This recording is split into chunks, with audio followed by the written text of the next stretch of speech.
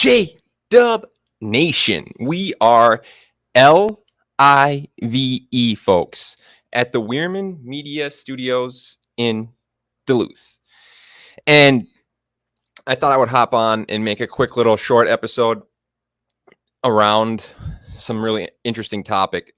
It's around love and our super partner altruistically aligning with the gravity, time, energy, and matter. A lot of us, I think, we believe our super partner, or we think we're supposed to be married, but I really think at the end of the day, we're meant to be aligned altruistically with the universe. And if you start to understand that, you really can start to see the truth behind that in the fact that being solely entangled with gravity and the constructive feminine forces and energy that are altruistically present in our ecosystem versus the destructive energies of society and centralized structures and masculine energy and the destructive energy of masculinity. At the end of the day, the most present force in our lives is gravity. I have a previous episode we made on this. And in the episode, I said, love is gravity and gravity is love. And the more I understand this, the more I realize the importance of us detaching from the linear limits of ego, the linear limits of masculinity, the linear limits of alpha energy. So a lot of alpha wolves or alpha animals are they're single entities. They're self. It's just them, and that's it. They're existing by themselves. And when they're reproducing or mating, it's still selfish energy. So focus here is really important, is selfish energy and alpha energy versus feminine energy. And in the middle point would be sigma energy. It would be the balance of both. It would be quantum superposition. It would be quantum entanglement. And a sigma position is one that is currently dependent on qualitative and feminine characteristics. So if we can somehow find a way to see that being gravity is our super partner. If you thought of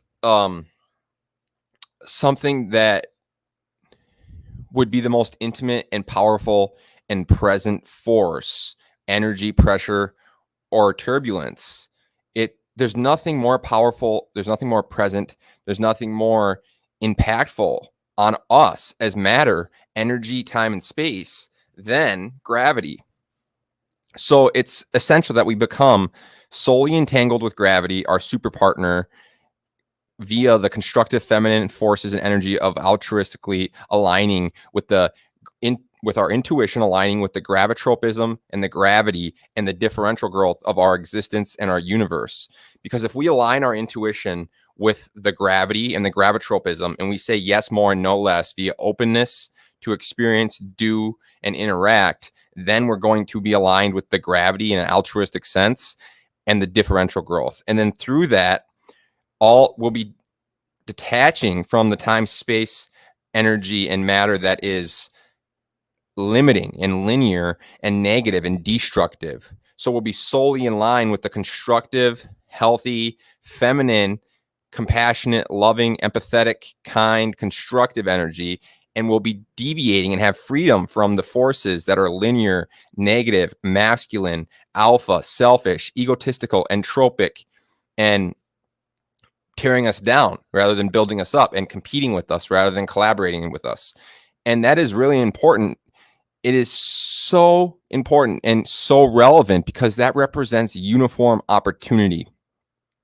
A large part of this conversation about understanding love and that gravity is love and that our super partner is love is uniform opportunity, because we are actually in many ways looking at ways to create uniform opportunity, because the womb represents uniform opportunity. That's the last place uniform opportunity exists. Upon birth, we are thrust and propelled, pushed and pulled, thrust or propelled, whatever you want to call it, into a space of non-uniform opportunity. Whether we want to accept that or not, that's the reality. Uniform opportunity ceased to exist upon birth. If we can recreate an ecosystem of inclusiveness, of uniform opportunity, of equity and fairness and circumstances for all, that would be then fabricating the characteristics that are feminine, womb-like, and love-like. And that requires us to live in an altruistic sense as an ecosystem, inclusively connected, coherent, communicating, cooperating, not competing in a constructive manner rather than a destructive manner. A large part of our entire existence in society has been a destructive, masculine, egotistical force that is manipulating, coercing, controlling, and leveraging people, places, things, and media, the written word, photo, and video for selfish gain or for fiscal gain. And at the end of the day, this is an incredibly important topic, is understanding that our super partner is gravity. Our super partner is our ecosystem. And we need to shift from a destructive presence in our ecosystem and universe and do so by shifting to a constructive presence and an altruistic sense and a feminine sense from the destructive alpha, egotistical, masculine energy that pushes us further from this space of cooperation, community, collaboration, connectedness, coherence, and uniform opportunity, and being in line in a quantum sense with gravity and altruistically existing within our ecosystem and universe. If you understand the importance and relevance of this, it is profound, because marriage is like the linear way of looking at society. It was created by society. We are simply animals. If you break us down to the most simple form, we're animals. So most animals aren't getting married. They're minimal coupling. And most of us, whether we want to accept it or not, we're minimal coupling. We're not making supermassive white holes. We're not birthing new universes that are impacting and changing the world. So if you are intimate, if you are intellectual and intimate exotic atomic matter, and then you do interact with your super partner, you would produce supermassive white holes.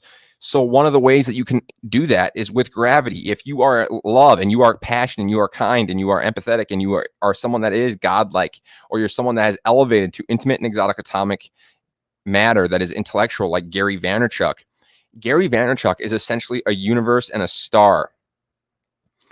He has all this positive energy, presence, force, and then he's propelling it forward at scale via technology. He's fractionalizing that energy, that matter, that's love, that's compassionate, that's feminine, that's qualitative and intangible and abstract, counterintuitive matter, energy, and presence. And he's broadcasting it at scale via the written word, photo, and video. That represents generating a supermassive, Gary V's a supermassive white hole. He's propelling information, matter, and energy outwards into the universe that is constructive, positive, uplifting, and building people up, and inspiring, educating, advocating, and empowering.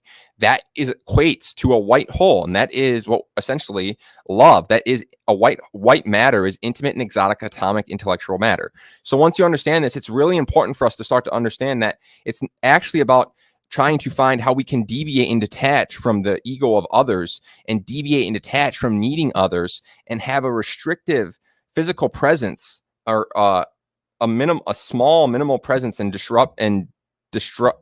disruption to our universe, be less disruptive and less physically active, and detached from the people, and more in line and attached to the femininity and the altruistic existence of aligning with our super partner, being gravity, the most intimate and exotic atomic force that exists in our universe. And then through doing so, propel ourselves and others to become elevated as far as how we process information and how we process and data, and how we expand our fictional self and physical self, pushing us to elevate as a species to more intellectual, intimate, and exotic atomic matter that is intellectual. Because as we move forward, it's really important and relevant that we elevate the level at which we operate, cooperate, communicate, and create, because our size and our complexity, which is ego, is our number one threat to us sustaining as a species. And we must become sustainable and enduring as a species, as individuals, and as a species, to survive our next societal shift. So it's really important that you understand marriage is really a linear limit and law that society creates.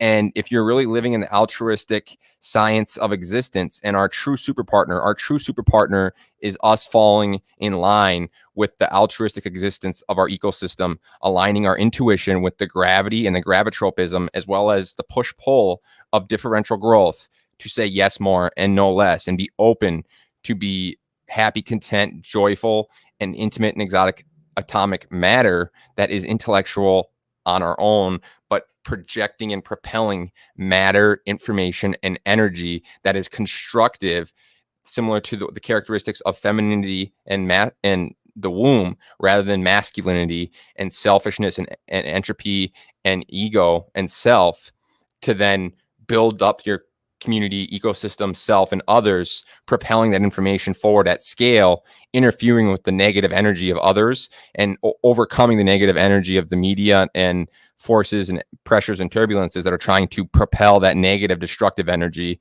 And we can propel the light and the matter and the energy and the pressures that is constructive, counterbalancing and removing the presence of the destructive forces, pressures, turbulences, and frictions that are present in the world, that are manipulating, leveraging, and controlling, that are pushing us to live in a linear sense and not find our nonlinear self, and not find our femininity and our love, our compassion, empathy, and kindness. So it's a really cool, interesting topic and perspective to understand that our super partner is gravity.